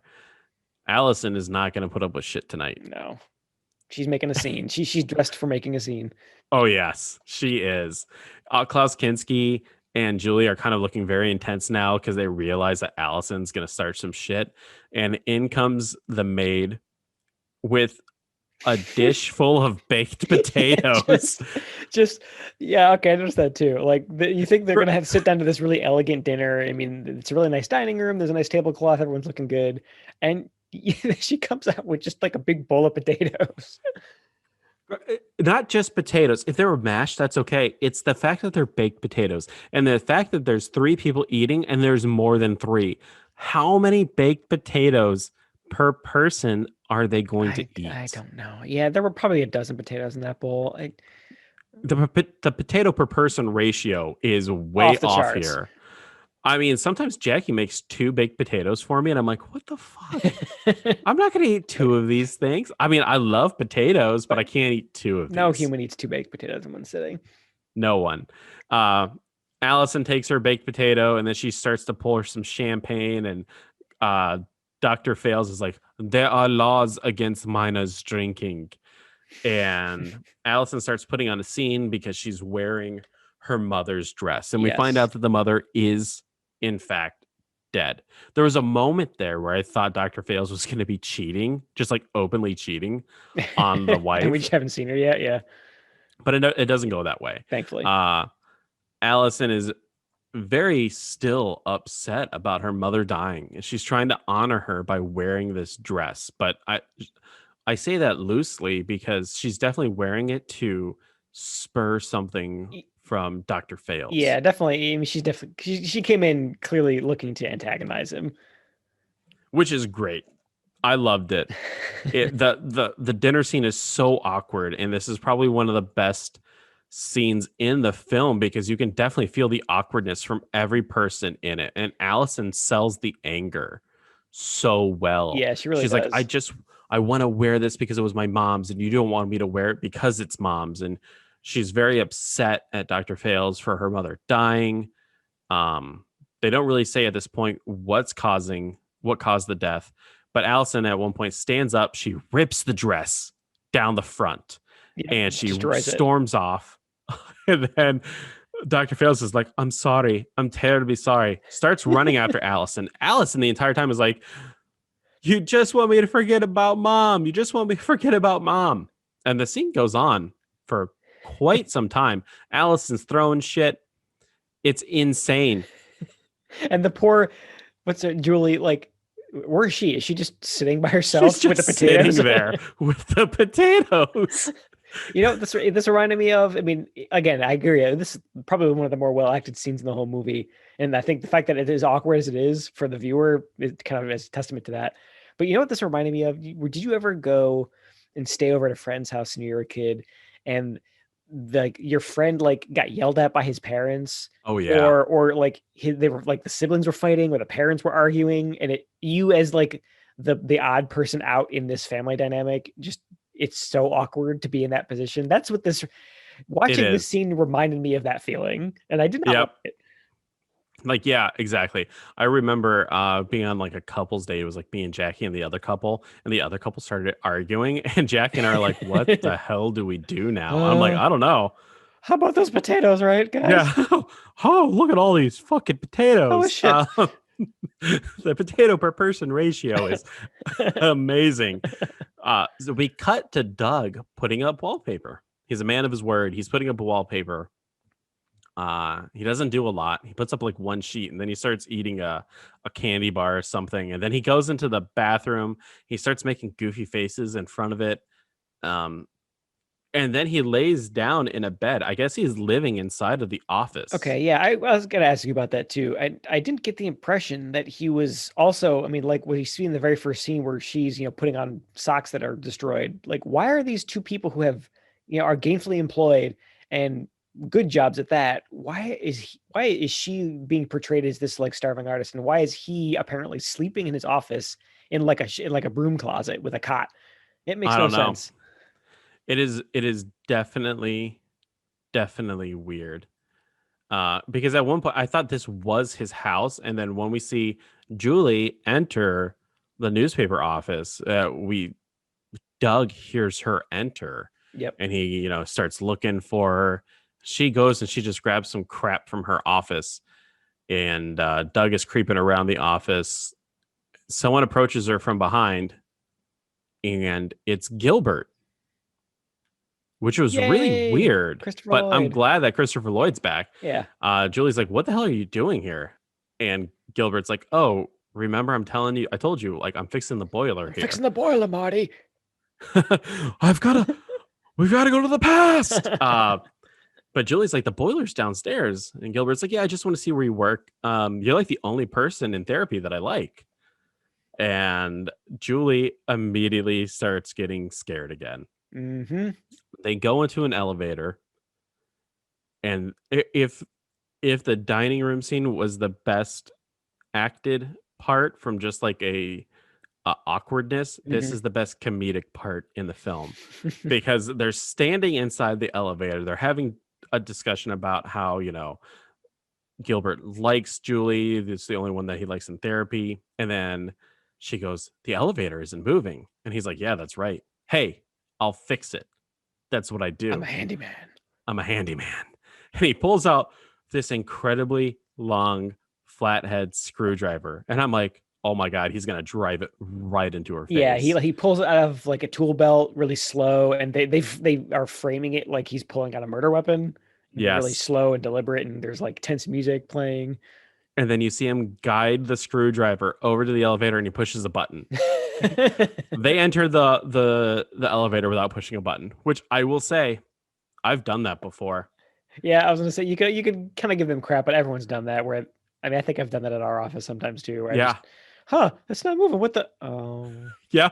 I've I'm an stood in there idiot. for like a good 2 minutes, and we're only on the third floor. And I'm like, why the hell am I not on the bottom yet? I'm like, oh my God, I never hit the one At least button. no one else has walked down the elevator after you've done that. Exactly. Julie quickly leaves the elevator, and a cleaning lady gets on and boxes Gilbert in.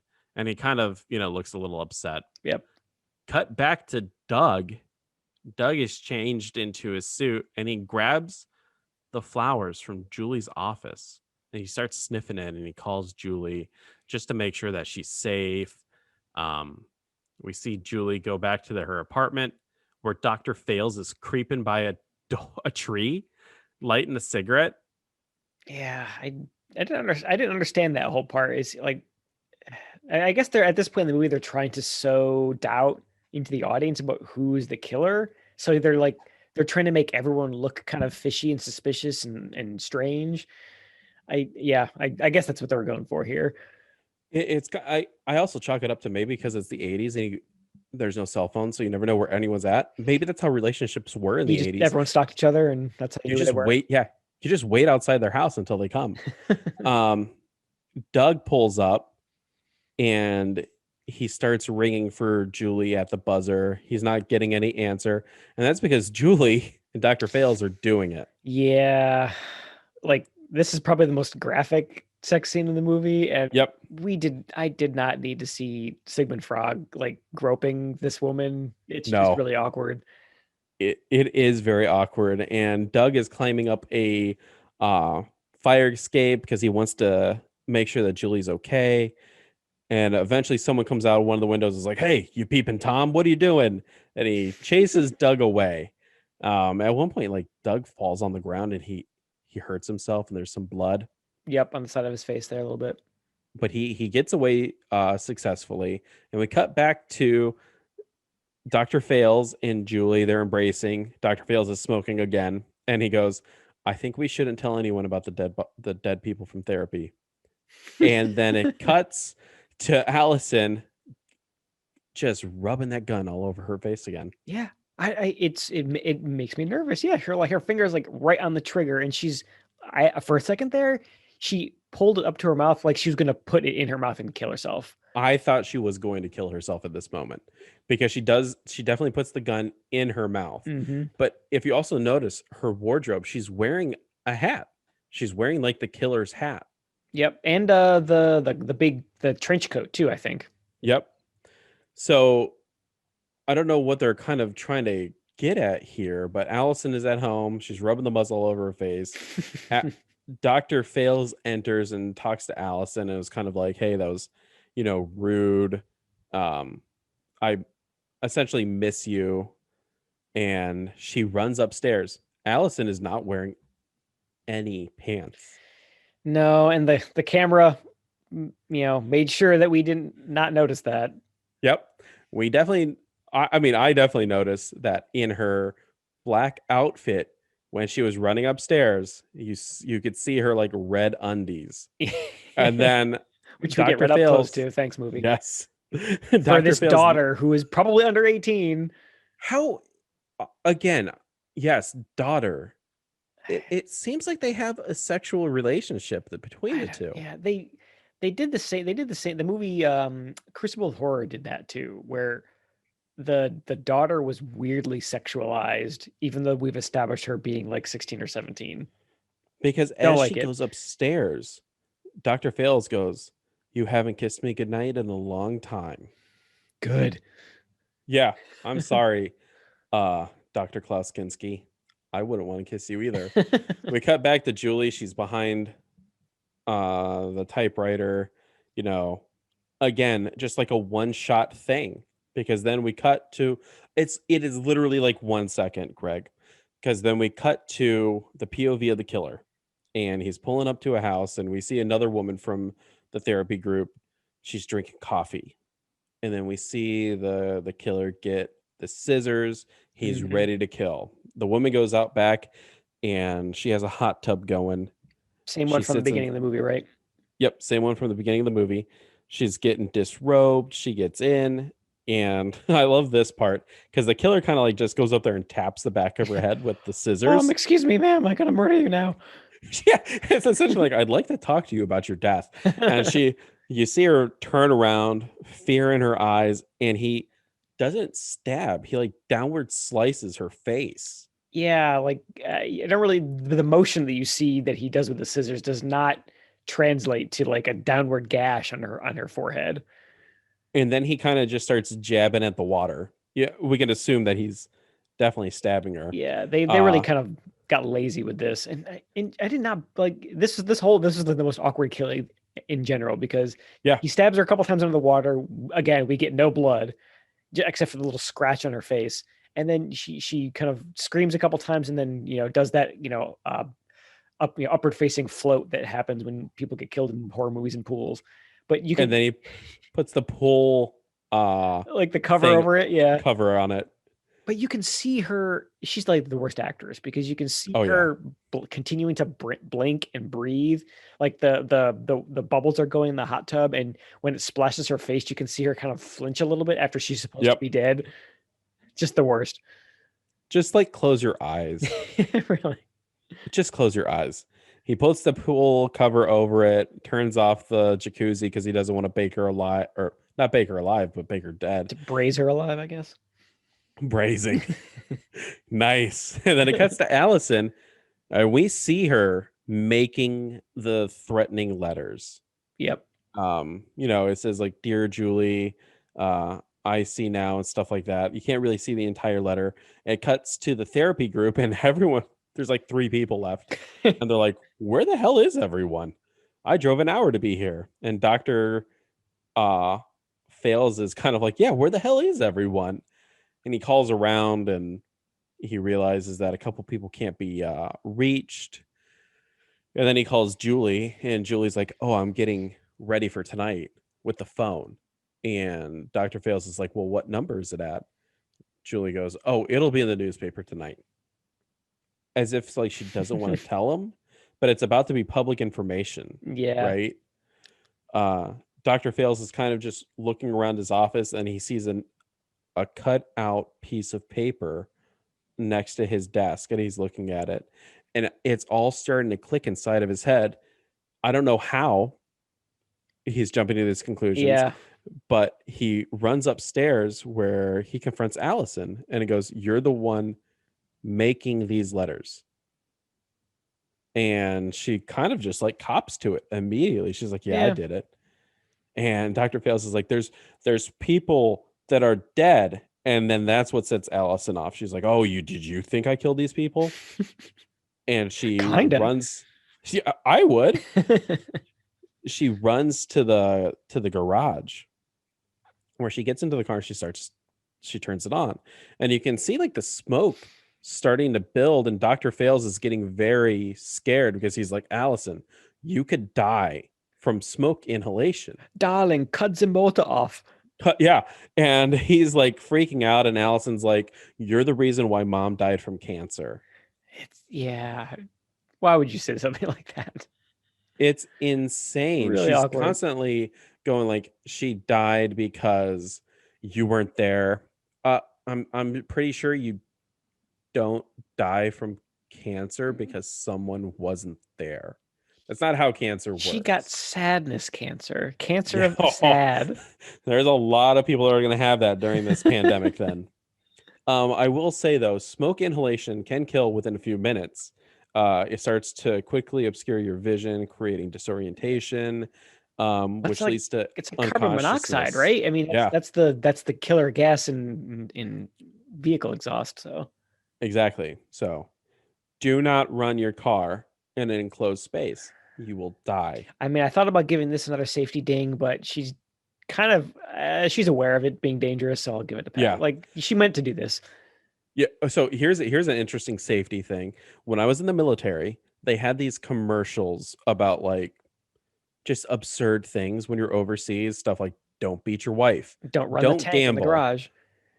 One of them was when you're deployed, if you have a truck, don't run it in idle next to someone's tent. You will kill everyone in the tent Weird. from smoke inhalation. Right? Really weird. I mean, like, is the truck and the tent also in a garage? The truck is like backed up to the tent, Huh. and you can see the smoke going in underneath the tent with like a bunch of sleeping guys. It was really That's really weird. smart smoke. Yeah. So, anyways, Dr. Fails is like, "Open up the garage door. You're about to die." He's trying to open it with Like a fire an axe or something. Yeah. axe. And then Allison just busts out in her car, Yep. knocks down the door. Good for Allison. She's not gonna die. Then we cut to Lieutenant Donahue and Jake, and they're at the newspaper office, and they see Doug, and he's like, "Yeah, I'm putting up wallpaper." And they look like they don't give a shit what Doug is doing. No. They go over the phone thing. They're like, "We're not going to be here, but we will be listening and recording from police headquarters. What you do is you answer the phone with this button, and then if you need our help, you press the other button. And we'll trace it. It will trace it. Do it as quickly as possible so we can get a trace on." Mm-hmm. Doug is looking like an asshole the entire time. He's like making weird faces and He's stuff like like that. grinning at them and Yeah. acting really odd. He ate too much of that paste. Yeah, exactly. And then we cut to Allison, and she's just firing off the gun at the beach. And she goes and she gets a paper. She finds out what the phone number is. This is probably one of either the sound effects were done incorrectly in the film, or Doug and Julie have some kind of like precognition for things, because they're looking down the hallway towards where the phone is going to be like 5 seconds before the sound effect of the phone ringing starts. Did you notice that? I didn't notice that. I have to go back and look at that now. That was pretty bad. That's a pretty huge oversight. It's insane. So Julie Gordon's down there and she answers it, and it's just some guy giving her shit.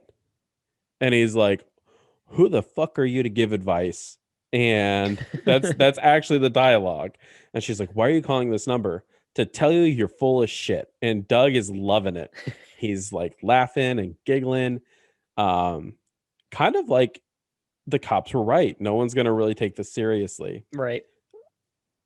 As soon as she's done with that phone call, the phone rings again and it's Allison. And Allison's like, I want to see you. Where are you? And Julie's like, I'm in my office. Just come on down. We can talk. And so Allison hangs up the phone. Isn't she in a phone booth at this point too? She is in a phone booth. Phone booth, man. Exactly. So we see her drive away. Then Dr. Fales is at the police station. He's like, hey, I need to talk to Donahue and Jake. They're like, oh, they're down at the morgue. Go on back. That's okay. So just letting these randos wander around the police station into the morgue. Exactly. I had to stop and pause the movie at this point because I was misreading the sign on the door for the morgue. I thought it said deputy coroner, not deputy coroner. And I'm like, that's a really weird office to have. Deputy coroner, like that's where all the deputies hang out. It's the deputy coroner. Like, I was like, this movie is insane. But no, I just can't read sometimes. I ain't no word expert. I ain't no word expert. Dr. Fales enters the room and he sees some guy sitting there and he's like, I need to talk to Jake and Lieutenant Donahue. And he's like, oh, I haven't seen him. Oh, okay. He's like, I'm missing 2 of my patients. Well, let me go show you what I got on ice. Just again, they're just some random person who wanders in off the street. Hey, man, you want to see some bodies? I know. Do you think it's that easy? Do you think we could go to the local police station and be like, hey, we're missing someone. Show us your dead bodies. Hey, where you got those bodies, man? Can I see them? No problem. So the coroner is showing Dr. Fales the dead bodies, and he's like, I don't know who these people are. But obviously his facial emotions do indicate that he knows who they are. Yeah. Then we cut to Julie back in the office, and she's letting in Allison. And Allison's got the evil hat on. And then we see Doug putting up wallpaper. Still putting up for wallpaper. Like weeks at this point. He only has like the one sheet up. Yeah. It's insane. Allison pulls the gun on them, and Doug is loving it. He's got himself like an idiot. Yeah, he's got that stupid grin on his face. Hey, you're gonna do it. You're gonna do it. Yeah. Exactly. She was like, I've been writing the letters. And he was like, did you kill him? Are you going to do it? And Allison's like, well, I could have killed them, which immediately goes, Allison's not the killer. Mm-hmm. I could have, but I didn't. I didn't have. Dr. Fales calls Julie and she answers, and she's only able to say, Allison is here. Then Dr. Fales pulls up to the office and there's a box propping open the door. I didn't know that. It's a good point because I remember later, the police tried to get in, but they couldn't, and they had to be let in. I didn't notice why. Yeah. As soon as Dr. Fales enters, Gilbert comes from behind and looks at the box and goes, "Huh?" And he just tosses it aside. Oh, don't need that flux capacitor, Marty. Yeah, exactly. It was kind of a weird action. So Dr. Fales enters the office. It's dark. He turns the light on. But as soon as he starts walking down the office a little bit more, the lights turn off. And Dr. Fales is pleading the entire time for Allison, like, please, Allison, stop. And, guns are being shot off. Yeah. This goes on for quite a bit. Yeah, this weird cat and mouse in the dark office. And Dr. Frog gets shot at a couple more times. At one point, he's in like this one room. And we see this giant piece of paper with someone obviously behind it shuffling into another room. It's hilarious. Like they were shielding themselves from something behind a big, like a big wad of paper or something. So Dr. Fales, he calls the news office and he just hears like heavy breathing. And Dr. Fales is talking to Allison and he's like, don't worry. Julie won't take mommy's place. And Doug replies, you make me sick. Doug was on the other end of the line. Doug was the person on the other end of the line. And then we see that Julie and Allison are actually tied up. Doug is the bad guy. Dun, dun, dun. And then in case if that didn't cinch it for you, here is the nail in the coffin. Lieutenant Donahue, Jake are now at the morgue with the morgue boys. And the The morgue Morg attendant boys. goes, welcome to the morgue boys. The morgue attendant goes, I showed Dr. Fales these dead bodies. I think he recognized her, but he said he didn't. And he's like, oh, by the way, these people were killed with a really long blade, probably scissors. But what's really weird is we found water-based paint in the woods. You know, the kind of paste that you would hang wallpaper with. Man, that's a smart Morg guy. Yeah. Smart And Morg then boy. the morgue boy is right because Lieutenant Donahue is like, oh shit. And then they book it to their car. Just I the think worst cops. Jake looks at Donahue and actually says, sweet Jesus. My God. And then we cut to Doug. He's holding the gun like an asshole. He's holding like the gun like you never. A normal person wouldn't hold a gun like this. It's like right up. He's kind of like got his elbows bent, and he's got the hammer back right by his nose, like Yeah, because you know as soon as he fires that gun, it's gonna go whip back into his face. it's like a child is holding the gun, Yeah, and he's still taking pot shots at Dr. Fales. They're all running around the office. Eventually, Doug does shoot Dr. Fales. yeah, kind of nicks him in Meanwhile, the shoulder or something. Julie and Allison somehow turned into the smartest people in the movie. They're able to get this pair of scissors propped up in a way to where the blade is exposed, and they're like cutting themselves free from their binds. Yeah, that was kind of impressive because they've got it the way that they've got it wedged up. It's like one part of the scissors is like wedged into a hole in the shelf, and then it's kind of like opened up, and then they're coordinating with doing like a shimmy to get the rope cut. It Yep. was really involved. Well done. For Well two done, ladies. characters who did not like each other, they worked really well under pressure. That's true. Which is saying a lot for Julie. Doug eventually starts after he shot Dr. Fales, he comes up to Dr. Fales and he's like, you don't recognize my face, but you know who I am. You and your therapy group sliced me open and analyzed me. You took my wife away from me. And then he pulls the trigger and the gun is empty. And then Dr. Fales starts trying to fight back. Right. He has was able to pick up a hammer. He takes a swing at him. Totally misses. That's right, yeah. Meanwhile, the cops are pulling up and the cops get to the door and there's Gilbert and he's looking at the cops. The cops are like, open the damn door. And he's just taking Sauntering his leisurely over, yeah. time. I would almost assume in my head canon, Gilbert has committed a massive amount of crimes that we don't know about. And he thinks that he's about to get arrested. No, that's great. He was he was just a different, unrelated serial killer who happened to work in the same office. Yeah, he's like maybe it's like petty crimes. Maybe not killing. Maybe like in the middle of the night when he goes out to like the grocery stores, he's just stealing. He's things, been shoplifting like gummy bears or something from the front counter. He's like, I'm so addicted to them. I don't know. That's just what I would think. I just want to feel something, Marty. Yeah, I just want to feel alive. Meanwhile, upstairs, there's some Dr. Fales is getting choked out by Doug. Allison picks up a pair of scissors, or he takes the scissors from Julie, and she's standing behind Doug, like ready to stab him. Just doesn't pull the trigger, so to speak. And Julie's like, "Don't stab him! Don't stab him! Oh my God, don't do it!" Even though Dr. Fales is about to die. Yeah. Eventually, she starts stabbing Doug. Doug does like the Jabba the Hutt tongue thing. Yeah, his like mouth is open, his tongue is sticking out.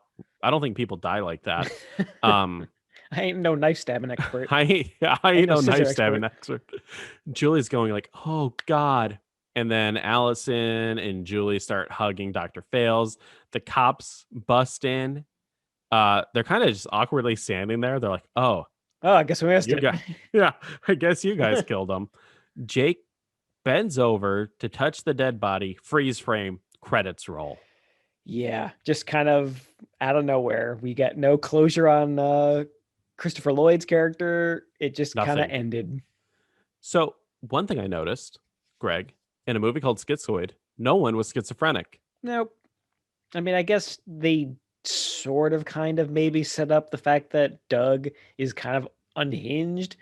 The way he's like giggling and grinning at everyone, and Not enough. not nearly enough. Like you would think that again, like you said, based on the title of the movie, that someone would be schizophrenic and there'd be some kind of like a split personality, or I'm hearing voices and they're telling me to kill people and write ransom notes. I don't know. You think that that particular mental illness would feature more prominently or at all, but it doesn't. I thought Julie was going to be the one. I Did honestly thought okay. for the longest time that Julie was going to be the one, just because of how insanely timid she was. Okay, you think that might have been, oh, that's a bait and switch. We see her get all scaredy Yep. cat in all these situations, and then oh, it That turns out she's obviously split that personality off into something else. the split, yeah, would be that she's like a killer badass, right? Right. Now, Oh, that would be cool. I didn't like you hear what schizophrenia is, but I wasn't too keen on what it actually is. You just hear like it's, kind of like a mental disorder, Mhm. right? So I did look up just, really quickly what schizophrenia is. It is relating to a personality disorder marked by dis dissociation, passivity, withdrawal, inability to form warm social relationships, and indifference to praise or criticism, which almost is Julie. She's very passive. She's not able to form a relationship with like really she's obviously getting divorced. She's there's just Interesting. enough there to kind of like park it towards Julie, but no one is schizoid. No, I mean that's a good point. I mean, maybe I feel like it might be giving the movie a little bit too much credit to say that they did it intentionally, but if they did, setting that up for her, like maybe she is the murderer the whole time. I mean, yeah, that would be kind of a cool idea. Exactly. I was very disappointed overall. I liked the movie in the very beginning. I even commented it to my wife. I was like, "This is actually pretty good."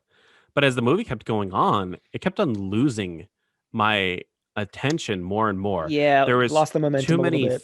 there was too many threads going on with Allison and Dr. Fales And and then Gilbert and Doug at the everyone. end and Gilbert. Gilbert, his character was very interesting, but he's just not there in the movie. Yeah, just kind of petered out. Um very disappointed overall. I will say this is leaps and bounds better than his first movie, Then Savage. Oh yeah, definitely. Savage Weekend. This one is actually like very well lit. It's very well acted. It's it's just that the story wasn't there. Yeah, I had kind of the same comment on this. Is like it wasn't bad, but it wasn't great either. It was kind of middle of the road. Um, and yeah, but you said it like kind of hit the nail on the head. Like it's definitely way better than Savage Weekend, and the fact that it kind of it looks and it sounds like a real movie. Like I didn't see it seemed to be competently made. It's the I could hear everyone's voices. The sound effects were okay. The music when it kind of cropped up was actually kind of cool, like a weird Carpenter-esque synthesizer soundtrack. Yeah, not overall not terrible, but yeah, like you said, kind of it started off really promising and then just kind of got disappointing, unfortunately, towards the end. For me, it's a 2.5 out of 5. Yeah, I gave this like a solid 3 for me. It was like I said, not I wasn't bored. I didn't hate it. It wasn't overly stupid or boring or technically inept, but it wasn't great either. So generally, after we get done talking with these movies, I sometimes revise on Letterboxd my review with either making it better or worse. Hmm. I would almost say after talking about this movie with you again, it would go worse. Um, I'm just very upset that Klaus Kinski really had nothing in the film. His character was just kind of nothing. He just was very emotionless. I would assume Klaus Kinski had really no care about this movie Yeah, because kind of phoned it in, I guess. out of the there's not a lot of information about this movie out there, but writer and director David Paulson was told by producers Golan and Globus that he had 1 month to write a screenplay. It had to be shot for under $1 million, and that would feature Klaus Kinski because they had him under contract to do a movie. Interesting. So they literally just, hey, we need you to make a really quick movie with this guy in it. Don't care what he is or what he does. Yep. interesting. It is. I mean, I guess, Uh, kind of thinking back to it, I mean, it's surprisingly competent for those kind of constraints, especially like, you've got 1 month to write the script and produce and shoot it and do all that stuff. I mean, that's, again, it didn't look bad, but it wasn't great either. But I considering the I will. Yeah, constraints, it was definitely way better looking than Savage Weekend. I don't know. I think maybe I hyped it up too much in my own head, or I was putting stuff into the movie that wasn't there. But it never, after those first like 10-15 minutes, it just never clicked with me again with what was going on. yeah, I mean, I think, and I think we talked about this a little bit with Savage Weekend, but as like a slasher movie, I don't know if it really works all that well. I mean, they did kind of a good job misdirecting you as to who the killer was, but like the kills themselves, I feel like that's like to make a really good slasher movie, like you kind of have to have those weird, innovative kills that are sort of like the gimmick of the movie. We get none of that. I mean, all of the kills are sort of carbon copies of one another, and there's Yeah. there's no like interesting special makeup effects or anything like that. It was just kind of tame in that regard, which is, yeah, I mean, that's kind of like you said, it's just disappointing because you expected more from like a B movie like this. Well, Greg, let's see here. The movie before this was The Hitchhiker Goes to Hollywood. I think we were a little divided on that. I definitely enjoyed it more than you did. Yeah. This movie seems to be somewhat of a downer for both of us. Yeah. Uh, I don't really have too much faith in the next one. Oh boy. Dr. Heckle and Mr. Hype, starring Oliver Reed. Oliver Reed is a very accomplished actor. He's been in tons of stuff. Gladiator was his last film that he was in, Huh. but he's in a couple Hammer horror films that I'm a very big fan of. But Dr. Heckle in Mr. Hype is a hilarious twist on the old Dr. Jekyll and Mr. Hyde theme. He became Dr. Hype, good looking on the outside and very bad on the inside.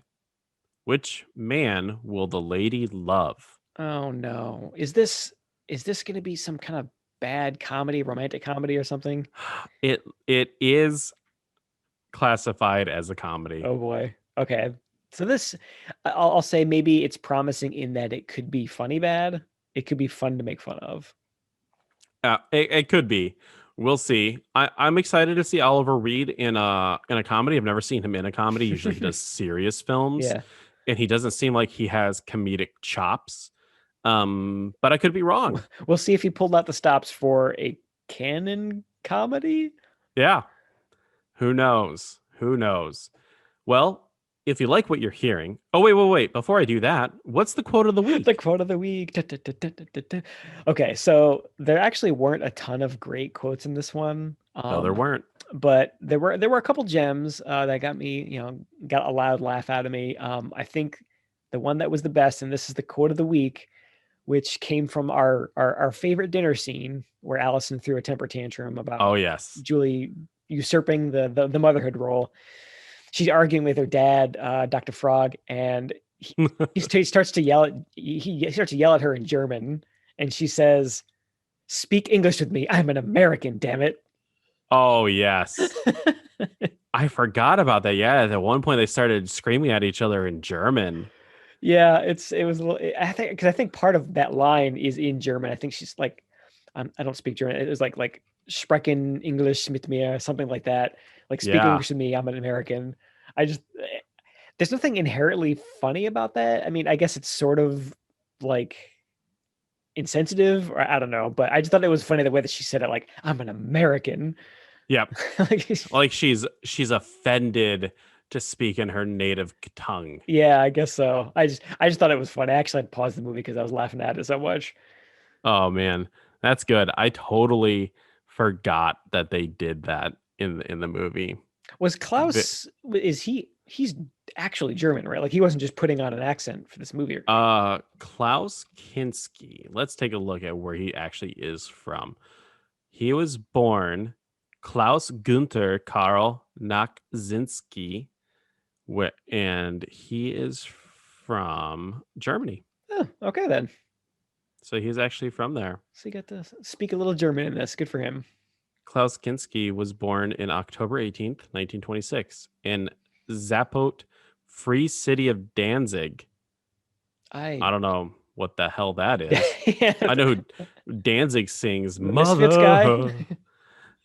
So it looks like, I guess at one point, maybe when like Germany was split in two or something like that. You know how there was like East and West. Had Germany not unified by 1920 something? I don't know. Present day Sopot, Poland. Interesting. All right. Well, he died in 1991 at the age of 65. Oh. Sudden heart attack. I'm Way to bring it down. On that happy note. On that note, if you like what you're hearing, please subscribe to the podcast and leave a review. I still don't know how to leave a review for a podcast, but if you figure it out, you should probably do it.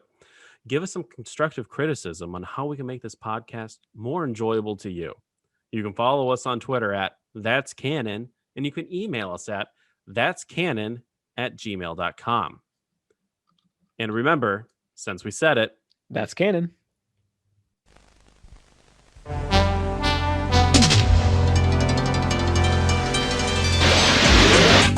Canon Films, the home of high-powered, high-voltage motion picture entertainment. With the screen's biggest spectacles, brightest stars.